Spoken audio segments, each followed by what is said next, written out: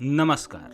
आपका स्वागत है चैप्टर क्राइम के इस नए एपिसोड में। आज की कहानी उन दो रातों की है। पहली रात जिसमें निर्भया का सामूहिक बलात्कार हुआ और दूसरी रात जिसमें दोषियों को सामूहिक फांसी दी गई। इसकी पूरी स्टोरी जानने के लिए हमारे साथ लास्ट तक बने रहिए। चलिए शुरू करते हैं। साल 2012 की सर्द और अंधेरी रातों में से एक 16 दिसंबर की रात 23 साल की निर्भया अपने एक दोस्त के साथ दिल्ली के Saket select city walk cinema hall में फिल्म देखने गई थी।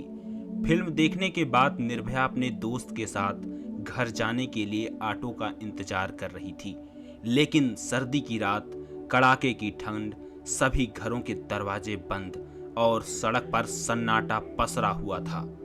तभी कुछ देर बाद उसके सामने से एक बस गुजर रही थी। इसे देखते हुए निर्भया तथा उसके दोस्त ने बस में ही आगे का सफर पूरा करने की योजना बनाई, क्योंकि ये बस वहीं जा रही थी जहां उन्हें जाना था। इसी बस में 6 और लोग भी बैठे हुए थे। बस चलने लगी। अभी रात के 10 ही बजे थे, लेकिन सड़कों पर लोगों का आना जाना बंद हो गया था। इसी बीच बस में सवार एक नाबालिग लड़के और उनके साथियों ने निर्भया के दोस्त के साथ बुरी तरह से मारपीट की, तो वहीं दूसरी ओर निर्भया को बस के पीछे ले जाकर बारी बारी से उनके साथ रेप किया गया। निर्भया के विरोध करने पर लोहे की राड पीड़िता के शरीर में डालकर जानलेवा हमला तक किया गया। घड़ी ने रात के करीब 11 बजा दिए थे। बेटी निर्भया के घर नहीं आने पर माता पिता को चिंता होने लगी। तभी कुछ देर बाद उनके पास एक फोन आया और माता पिता बेटी को देखने सफदरगंज अस्पताल पहुंचे, जहां निर्भया की हालत बेहद खराब थी। बर्बरता की हदें पार करने वालों ने भी नहीं सोचा होगा कि वो जो कर रहे हैं वो कितना बीभत्स होगा।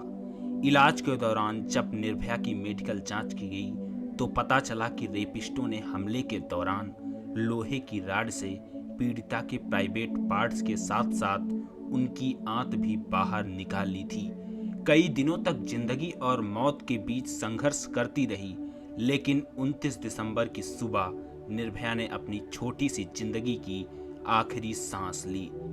दिल्ली पुलिस ने हादसे के एक हफ्ते के अंदर राम सिंह, मुकेश सिंह, अक्षय ठाकुर, विनय शर्मा और पवन गुप्ता और एक नाबालिग समेत कुल 6 आरोपियों की पकड़ कर ली थी। राम सिंह जो बस ड्राइवर था, जिसने ट्रायल के दौरान तिहाड़ जेल में सुसाइड कर लिया। कोर्ट की लंबी कार्यवाही के बाद आखिरकार 4 दोषी अक्षय, मुकेश, विनय और पवन को फांसी की सजा सुना दी गई और तारीख रखी गई 20 मार्च 2020 शुक्रवार सुबह 5:30 बजे। चारों दोषियों ने अपनी आखिरी रात जेल के कर्मचारियों के पैरों को पकड़कर रहम की भीख मांगते हुए बिताई।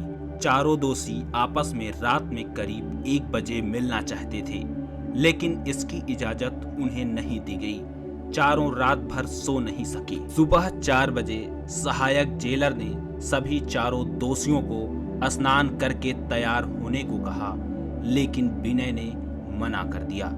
4:15 पर उन्हें अपने धर्म के अनुसार प्रार्थना करने की इजाजत दी गई। इसके बाद उन्हें आखिरी बार नाश्ता दिया गया और करीब 4:30 पर फांसी घर तक जाने के लिए कहा गया।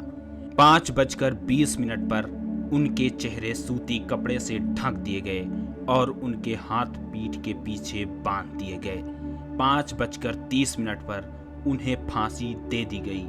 आधे घंटे के बाद सुबह 6 बजे नीचे उतारा गया और वहां मौजूद डॉक्टर ने उन्हें मृत घोषित कर दिया। इस तरह निर्भया के दोषियों को सजा मिल गई।